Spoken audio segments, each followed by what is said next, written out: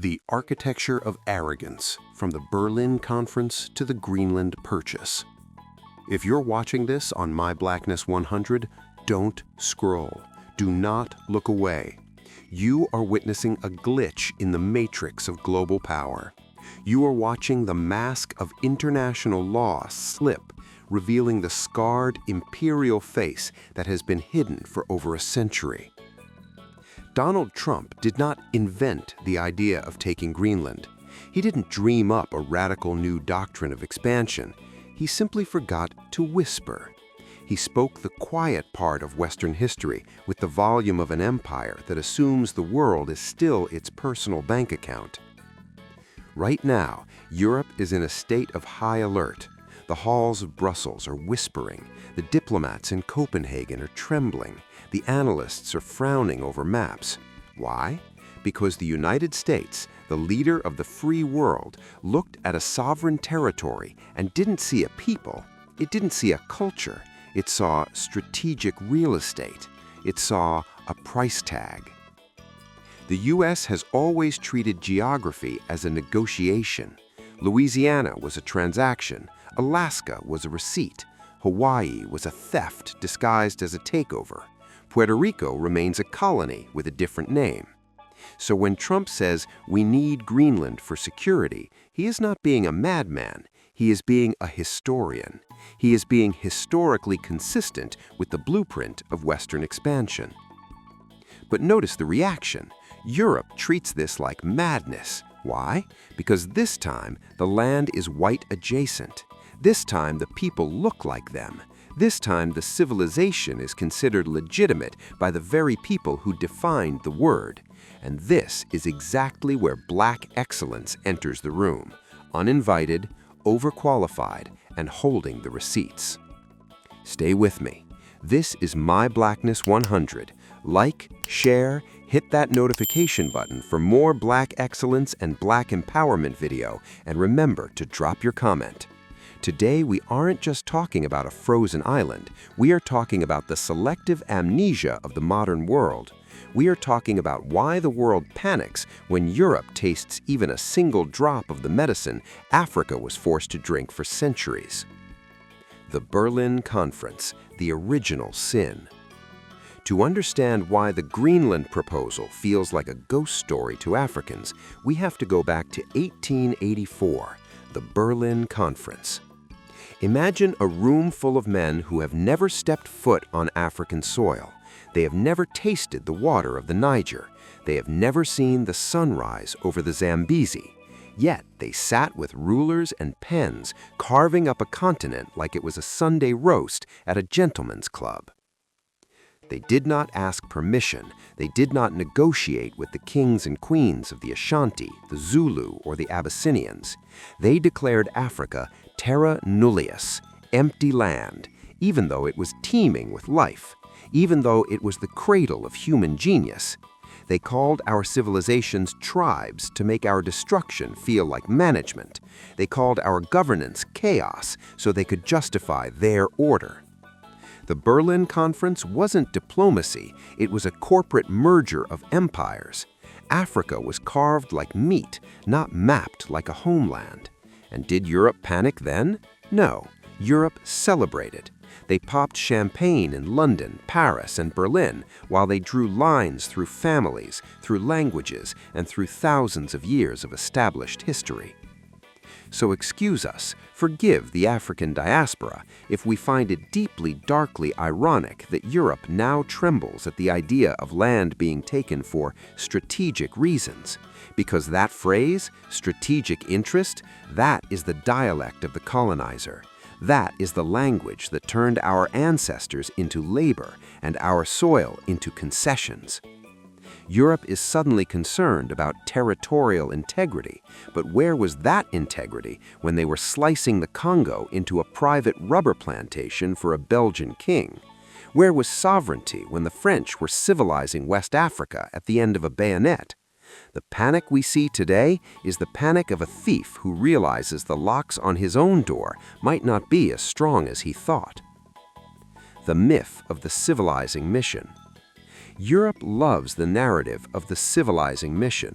They want you to believe that before they arrived, Africa was a blank slate of misery waiting for a European pen. They tell us they brought infrastructure, they brought order, they brought progress. Let's be honest, you don't civilize a people by erasing them. You don't develop a continent by reorienting its entire nervous system to feed a foreign heart. Colonization was not a development project, it was an overwrite. African political systems, sophisticated, communal, and ancient, were dismantled. African economic systems, which had been trading globally for centuries, were gutted. Our education systems, which produced astronomers in Mali and surgeons in Egypt, were replaced by colonial schools designed to do one thing: teach the African to admire Europe and doubt himself. Europe didn't arrive to coexist, they arrived to replace the original software of our continent with a virus of dependency. And this is why the Greenland situation is so revealing. Suddenly, Europe recognizes the danger of being overwritten. They see a larger power looking at their borders and saying, this would be better under our management.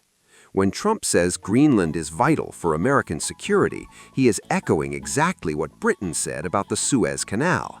He is echoing what France said about the gold mines of the Sahel. He is using the recycled logic of empire. The only difference is the target. When the logic is applied to us, it's called geopolitics. When it's applied to them, it's called a crisis of democracy. Africa was not saved, it was interrupted. Let's dismantle the ultimate lie, the idea that Africa was a dark continent waiting for the light. Africa was not waiting to be discovered. We were not stagnant. We were not uncivilized. Africa had empires that were the envy of the world. Mansa Musa didn't just have gold, he had a vision of global education that turned Timbuktu into the intellectual capital of the world. The Kingdom of Benin had streetlights and urban planning that rivaled 16th century London. Colonization did not introduce civilization, it interrupted evolution. Imagine where we would be if our science, which worked with the rhythm of the earth, hadn't been replaced by a science that seeks to enslave it. Imagine where we would be if our legal systems, based on restoration and community, hadn't been replaced by punitive systems designed to protect the property of the elite. Many of the problems we see in Africa today, the instability, the poverty, are not evidence of African failure. They are evidence of colonial design working exactly as intended. The borders were drawn to ensure conflict. The economies were built to ensure extraction. The psychology was planted to ensure inferiority.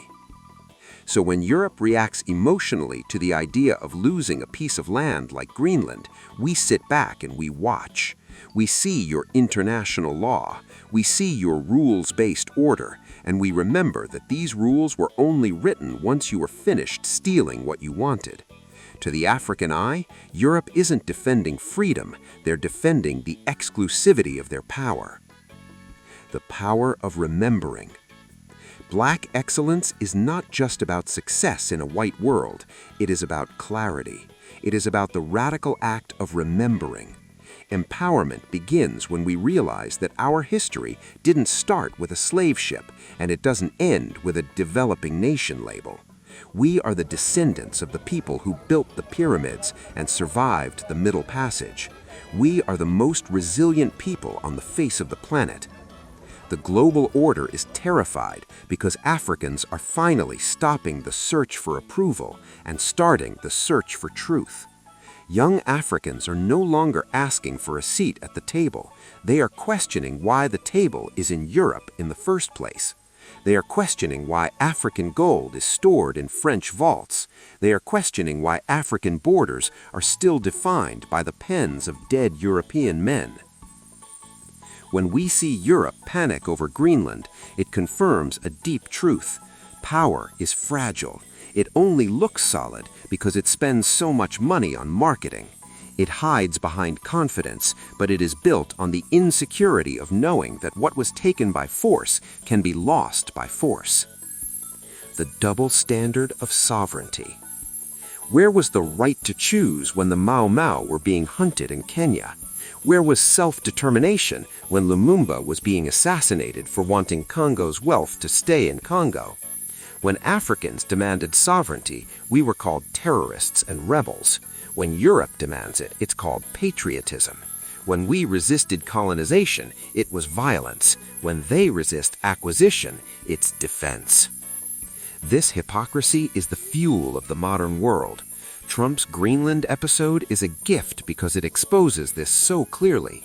It proves that the logic of the 1800s never went away. It just got a facelift.